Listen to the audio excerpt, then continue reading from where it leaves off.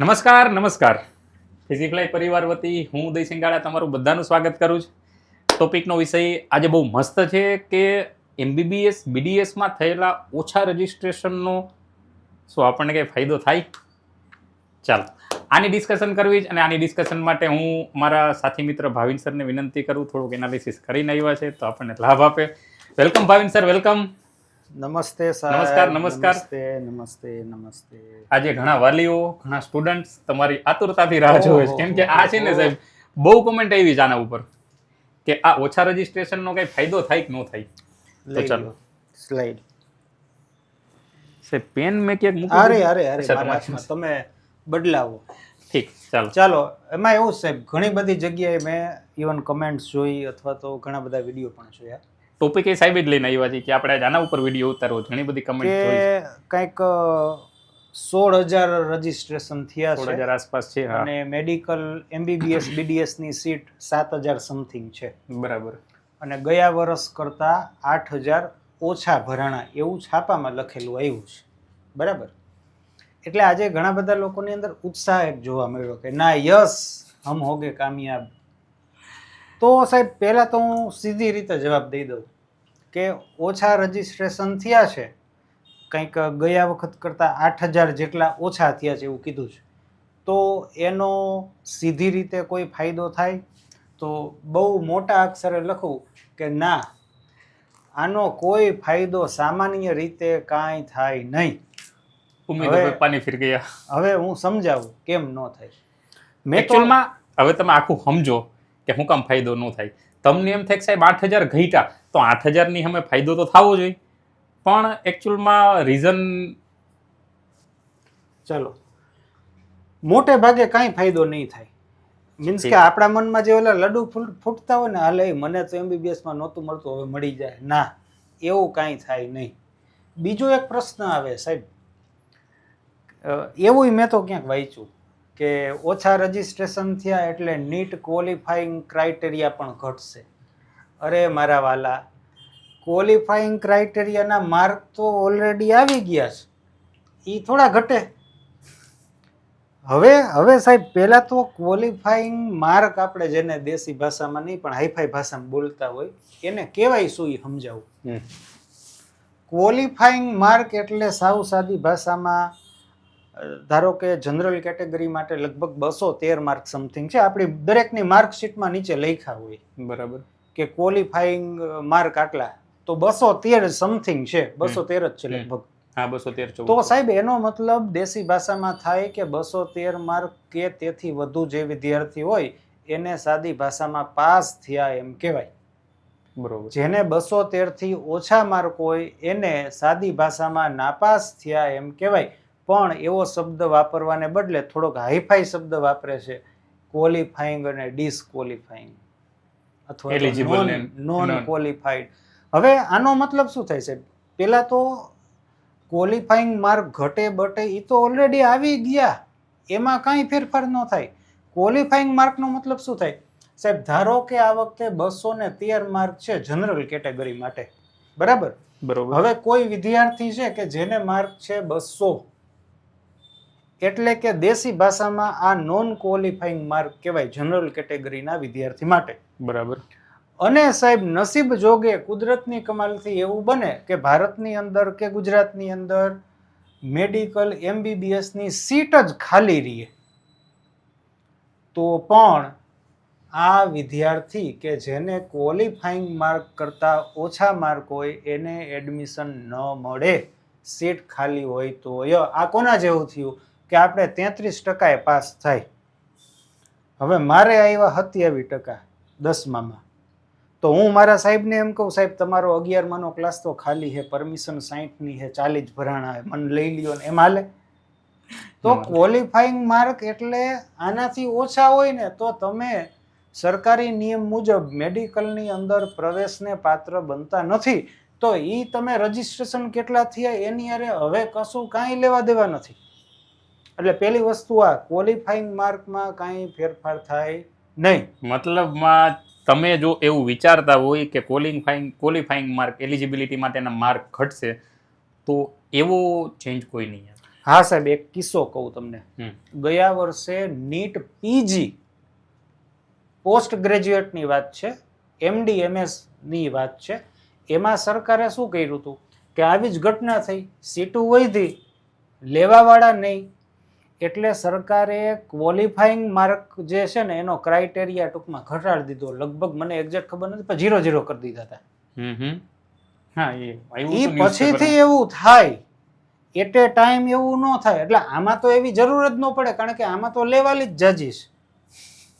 એમાં એવું કરવું પડ્યું હતું ગયા વર્ષે સરકારને. પીજી માટે યુજી માટે કોઈ ચેન્જ નહીં આવે, કેમ કે આપણી પાસે અહીંયા છે જ એટલા, એટલે આપણે કાંઈ ફેર જ ન ફેર જ પડે. નહીં પડે. હવે મેઇન મુદ્દા ઉપર આવીએ કે આ ક્વોલિફાઈંગ માર્ક તો 2 નંબરની વાત છે સાહેબ. ચાલો, હવે સાહેબ રજીસ્ટ્રેશન ઓછા થયા એની પાછળનું કારણ બધાય જાણે છે. પહેલું કારણ એ છે કે આ રજીસ્ટ્રેશન અથવા તો આ વર્ષે એમબીબીએસ બીડીએસ એ અલગ છે અને બીએચએમએસ બીએમએસ અલગ છે. એટલે આજે જે પણ વિદ્યાર્થીને ખબર જ હોય કે ભાઈ મને આમાં મળવાનું જ નથી, તો આપણે શું કામ ખોટા 11,000 રૂપિયા ભરવા જોઈએ? ભલે 10,000 પાછા આવે, પણ એવી મહેનત જ શું કામ કરવી જોઈએ? એટલે ઘણા બધા વિદ્યાર્થીઓ કે જે બીએચએમએસ બીએમએસ ને લાયક છે, જેને એમાં જવું છે, એનું કન્ફર્મ છે, તો એવા ઘણા બધા વિદ્યાર્થીઓએ આમાં નથી ફોર્મ ભર્યા. આ પહેલું કારણ છે. બીજું કારણ જે કુદરતી છે, જે સાચું છે, કે નંબર ઓફ વિદ્યાર્થીઓ પણ ઓછા છે. નંબર ઓફ વિદ્યાર્થીઓ પણ ઓછા છે અને બીએચએમએસ બીએમએસ અલગ છે. એટલે જે વિદ્યાર્થીનું નક્કી જ છે કે ભાઈ આપણે આમાં નથી લેવાનું થતું, તો એને ભર્યા નથી. આ 2 કારણ છે. રેડી? હવે સાહેબ મેઇન મુદ્દા ઉપર આપણે આવીએ. ચાલો હું સમજાવું તમને. જોવો સાહેબ, ધારો કે એવું વિચારીએ કે ટોટલ 100 સીટ છે. કેટલી? 100 સીટ. ગુજરાતમાં ટોટલ 100 સીટ છે એમબીબીએસ ની, એવું આપણે વિચારીએ. બરાબર. હવે એની સામે ફોર્મ ભરવા વાળા ધારો કે 700 લોકો છે. 700 લોકો. બરાબર. તો આનો મતલબ એમ થાય સાહેબ કે પેલા 100 નો વારો આવે. બરોબર. રેડી? હવે ઈ પેલા 100 માં 2-5 એમ કે મારે નથી લેવું, ધારો કે 5 જણા કે મારે નથી લેવું, તો પેલા 105 સુધીનાનો વારો આવે. આ કે ના? રેડી છે? હવે સાહેબ આવું હોય તો અહીંયા 700 લોકોએ ભર્યું કે 600 લોકોએ ભર્યું, તોય વારો તો પેલા 100 નો કે 105 નો જ આવવાનો હતો કે નહીં? 400 ભરે તો વારો તો 105 નો કે 400 ભરે કે 800 લોકો ભરે. મારો સાહેબ કહેવાનો મતલબ એવો છે કે હકીકતે સીટ કેટલી છે, તો કે નિયર એબાઉટ 7,000. 7,000 થી થોડીક વધારે છે. આટલી સીટ છે. કેટલાય ફોર્મ ભર્યા? Near about 16,000. ધારો કે ગયા વર્ષે, આપણને એક્ઝેક્ટ ખબર નથી, પણ ધારો કે ગયા વર્ષે 24,000 ભર્યા હોત કે આ વર્ષે 16,000 ભર્યા, શું ફેર પડે? હવે ફેર પડે, પણ એ કેવા કેસમાં ખબર છે? સાવ ઓછા મેરિટે ભરાતી કોલેજ હોય ને એમાં થોડુંક એવું થઈ શકે. પણ જે મનમાં જે ભાવનાથી લડ્ડુ ફૂટે છે ને, એ લડ્ડુમાં કાંઈ ફેર ન પડે કે મને હવે એમબીબીએસમાં મળી જશે, કે મને સેલ્ફ ફાઇનાન્સમાં નહોતું મળ્યું તું હવે મળી જશે, કે મને હવે જીમર્સમાં મળી જશે. ના, ઉપરના તો બધા હરખા જ છે. ફેર ક્યારે પડે સાહેબ? કે 16,000 ને બદલે 6,000 લોકોએ જ ફોર્મ ભર્યું હોત તો ફરક પડે, તો 6,000 નો વારો આવી જાત. આમાં ફેર કોને પડે ખબર છે? આવા કેસીસમાં જેને 440 માર્ક છે ને, અને એવો મનમાં હતું ને કે મારો વારો કદાચ આવશે કદાચ નહીં આવે, એના ચાન્સીસ 15-20% વધી ગયા. કેમ કે આમાં જે ઓલા બીએચએમએસ બીએમએસ માં કેટલા એવા હશે જેને 440-450 માર્ક હશે, એ હવે રેસમાંથી બહાર આવી ગયા. પણ આ બધાનું કેવું થતું, બધા એમાં ભાગ લેતા. પેલા રાઉન્ડમાં ન મળતું, પછી બીજા રાઉન્ડમાં બધાને મળી જતું. એને બદલે હવે 440 વાળાને પેલા રાઉન્ડમાં મળી જાય. એટલે આ લોકોએ એની પ્રોસેસ હેલી કરવા માટે એને બહુ કન્ફ્યુઝન ન થયેલા. પેલા રાઉન્ડમાં બધા આવી જતા, પછી બીજા રાઉન્ડમાં નીકળી જતા. એને બદલે એને ઈ લોકોને થોડીક એરેન્જમેન્ટ કરવામાં થોડુંક સહેલું પડે ને, એટલે 2 અલગ કરી નાખ્યા છે. એટલે 10-15% ફરક પડશે, પણ એ કોને તો કે જે છેલ્લે બોર્ડર લાઈન ઉપર છે ને જે છેલ્લી સેલ્ફ ફાઇનાન્સ કોલેજ છે, છેલ્લી self finance college it means છેલ્લે ભરાતી કોલેજ. તો હવે આ કોલેજ કે હું કામ છેલ્લે ભરાય એની આપણે એક વિડીયો બનાવ્યો છે કે શરૂઆતમાં આ કોલેજ ભરાય, પછી આ ભરાય, છેલ્લે આવી કોલેજ ભરાય. એમાં મે બી થોડોક ફરક પડી શકે, ઈ પણ માઇનોર એવો બહુ જાજો નહીં. એટલે મૂળ મુદ્દે મોટા અને ગયા વખતે સાહેબ આ 16,000 રહ્યા ને, હમ. ગયા વખતે MBBS વાળાની સંખ્યા સાહેબ 18,000 આસપાસ હતી. મને પાકી નથી ખબર, પણ મેં આવા રેન્ક છેલ્લે સાંભળેલા છે. એટલે એટલો બધો ફરક નથી પડ્યો સાહેબ. નથી આ 24,000 ને એ એટલો બધો ફરક નથી. ગયા વખતે હતા તો 18 ની આજુબાજુ જ, કદાચ થોડાક 500-700 વધારે હોય, ઓછા હોય, પણ આમાં કોઈ ફરક નહીં પડે. ફરક જેનો રેન્ક 7,000 આસપાસ હોય ઈ થોડોક આગળ જાય. જો વચ્ચે વાળા માની લ્યો 470-80 વાળા થોડા ઘણા નીકળી ગયા તો એનો રેન્ક થોડોક આગળ વહી જાય, ઈ ફરક પડે, બાકી કોઈ ફરક નહીં પડે.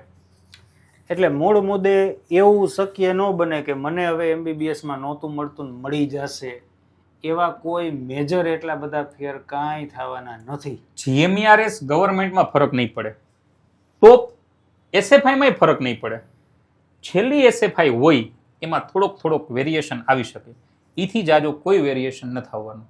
એટલે ખોટા આમ એવા છે ને, તમે આમ ઓલું કરી ન નાખતા, વળી પછી તમારી એક્સપેક્ટ થોડીક તૂટે અને પછી જે નિરાશા મળે અને પછી તમે બીજું કાંઈ ન વિચારી શકો. એના બદલે હજી તમે બીજા જે સ્કોપ વિચારતા હતા ને વિચારવાને ચાલુ રાખજો. જે બોર્ડર ઉપર લાઈન છે ને એની વાત થાય છે, પણ છતાંય છેલ્લો આઈડિયા છે ને એ તમારા સ્ટેટ રેન્ક આવે ને એના ઉપરથી ખબર પડે. હવે ઘણાઈના છે ને અત્યારે કમેન્ટ આવે છે, મેસેજ આવે છે, અમે બધા વાંચી જ છીએ, પણ સ્ટેટ રેન્ક જ્યાં સુધી નથી આવ્યા ત્યાં સુધી આપણા હાથ બંધાયેલા છે. આપણે શ્યોર શોટ ન આપી શકીએ કે તમારો વારો આ કોલેજમાં આવશે, આ કોલેજમાં નહીં આવે. અથવા તો મૂળ મુદ્દો એ છે કે સ્ટેટ રેન્ક તો અમે હમણાં કાલ જાહેર કરી દઈ, કારણ કે સ્ટેટ રેન્ક જાહેર કરવો એટલે કે ગયા વર્ષનો જાહેર કરી દઈ, પણ તમારી પાસે જ રેન્ક નથી. તમારો રેન્ક કેટલામાં હોય તમને ન ખબર. અમારી પાસે તો અમે તૈયાર જ છે, ગોઠવીને જ રાખ્યું છે, ગોઠવેલું જ છે. અત્યારે 8 વાગે જાહેર કરે ને તો 8 ને 10 આપણો વિડીયો આવી જાય. પણ તમારી પાસે જ રેન્ક નથી તો તમે એને જોઈને શું કરશો, આ પ્રશ્ન છે. અને મેં તો કહી દઈ કે આ રેન્ક આ અટકશે, આ રેન્ક આ અટકશે, પણ ત્યાં સુધી છે ને 13 તારીખ આપણી છેલ્લી ડેટ છે. આજે તો 14 થઈ ગઈ, એટલે કદાચ ઈ લોકો હજી રજીસ્ટ્રેશનમાં થોડુંક લંબાવે, બાકી રહી ગયા હોય એનું. જાહેરાત કરી દઈએ પણ કરી નથી, એટલે કે લંબાવશે નહીં, પણ કંઈક બીજું ફિઝિકલી હેન્ડીકેપ્ડ વિદ્યાર્થીઓ માટેનું કંઈક લંબાવ્યું છે 18 તારીખ સુધીનું છે. એટલે આપણે ટૂંકમાં આવનારા 3-4 દિવસ કે વધીને 5 દિવસમાં બહાર પડે એવી આપણે આશા રાખી શકીએ. પછી છે ને અમે તમને તમારે બધાયના જેના કન્ફ્યુઝ છે ને બધાયના જવાબ આપશું. એવું હશે ને તો લાઈવ જ કરશું અને અગાઉ કહી દેશું કે આ ડેટે લાઈવ છે. તમે છે ને ખાલી ત્યારે એમાં કમેન્ટ કરજો, અમે તમારી કમેન્ટના જવાબ આપતા જશું કે આ રેન્કે આ કોલેજ મળી શકે, આ રેન્કે આ કોલેજ મળી શકે, તો ડોન્ટ વરી. બીજું કે જો તમને MBBSમાં મળે એમ હોય, સામે BDS મળે એમ હોય, BMS મળે એમ હોય, કન્ફ્યુઝનમાં હોય, તો એની ઉપર આપણે વિડીયો બનાવેલો છે કે બને તો MBBS લેવું પોસિબલ હોય તો બધી રીતે, લોકેશન વાઇઝ, ફાઇનાન્શિયલી બધી રીતે પોસિબલ હોય તો MBBS લેવું. બાકી તો તમે જોઈ લ્યો સિચ્યુએશન તમારી આજુબાજુની, ઘરની સિચ્યુએશન, એના ઉપરથી નક્કી થાય. પણ ફિલહાલ આપણો ટોપિક હતો કે આ ઓછા રજીસ્ટ્રેશનથી કોઈ ફરક પડે. ઓછા રજીસ્ટ્રેશનથી ફરક કોઈ વસ્તુનો નથી પડવાનો, ગવર્મેન્ટમાં કોઈ નથી પડવાનો, GMERSમાં કોઈ લાંબો ફરક નહીં પડે. ફરક પડશે એ પણ છેલ્લી SFIમાં અને છેલ્લા બોર્ડર લાઈન વાળા સ્ટુડન્ટને વચ્ચે વાળા થોડાક વયા જાય તો. બાકી આ વખતે આટલા ભરાણા જ, તો લાસ્ટ યરે આના કરતા થોડાક જાજા હતા, પણ સાહેબે આ સમજાવ્યું કે આપણી પાસે સીટું જ 100 હોય તો પછી 700 સીટ ભરાય, 600 ફોર્મ ભરાય, 400 ફોર્મ ભરાય, એનાથી કોઈ લાંબો ફરક ન પડે. આપણી પાસે સીટું જ 7,000 છે, ફોર્મ આપણા 16,000 ભરાણા, તો એટલો બધો લાંબો ફરક નહીં પડે, માઇનોર એવો ફરક પડશે. ચાલો, બીજું કાંઈ તમને એવું લાગતું હોય તો તમે કમેન્ટ કરજો, એના ઉપરથી અમને આઈડિયા આવશે કે આ ટોપિક ઉપર આપણે વિડીયો બનાવી શકીએ. GMERSનું કમ્પેરિઝન કરવાનો એક વિડીયો અમે બનાવશું ટૂંક સમયની અંદર, કદાચ આવતીકાલે કે મતલબ મંડેના દિવસે મળી જશે. બીજું કાંઈ એવું લાગતું હોય તો કમેન્ટ કરજો. પણ હા, તમે માર્ક લખો, કેટેગરી લખો, એના ઉપરથી કઈ કોલેજ મળશે એ આઈડિયા અમે અત્યારે શ્યોર શોટ ના આપી શકીએ. કદાચ આપીએ તોય એ સાચું પડે એનો અમને કોઈ ભરોસો ન હોય, એટલે અમે કરતા જ નથી, જવાબ નથી આપતા. એકવાર રેન્ક આવી જાય પછી 100% આપશું. ચાલો, બીજું કાંઈ હોય તો કમેન્ટ કરજો. તમારી વિડીયો સારો લાગ્યો હોય તોય કમેન્ટ કરજો, કે સજેશન હોય તોય કમેન્ટ કરજો. તમારી કરેલી કમેન્ટ અમને ઘણો બધો ઉત્સાહ વધારે છે. કદાચ તમે આટલી કમેન્ટ અને લાઇક ન આપતા હોત ને તો આજે અમે રોજે રોજ આ અપડેટ આપી છે ને આપે નહીં, કેમ કે લાસ્ટ યર નહોતા જ આપતા, પણ આ વખતે થોડોક રિસ્પોન્સ સારો છે મૂકીશ. ચાલો ત્યાં સુધી મસ્ત રહ્યો. ફિઝીફ્લાય પરિવાર વતી ખૂબ ખૂબ આભાર. જય શ્રી કૃષ્ણ. રાધે રાધે.